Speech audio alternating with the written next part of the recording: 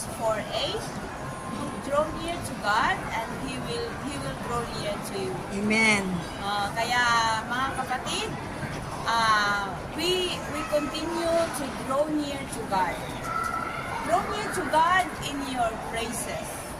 Draw near to God in meditating the Word of God. Amen. Draw near to God in prayer. Draw near to God in singing praises to Him. Because He wants you to draw near to Him and He will draw near to you. Amen. So saan ka pa? No, yan ang pangako ng Panginoon. Kung sa akala mo nag-iisa ka, sasabihin ko sa iyo kapatid na hindi ka nag-iisa.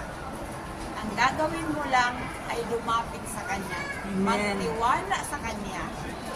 No? At sabi nga sa Matthew 11:28, cast all your cares unto Him and He will give you rest.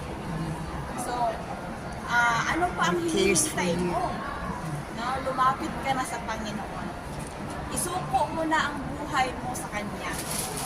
No? At tanggapin siya bilang iyong tagapagligtas at Diyos ng iyong buhay. Sasabihin ko sa iyo, hindi Kanya bibiguin. Yun lang. God bless everyone. Bye-bye. Amen.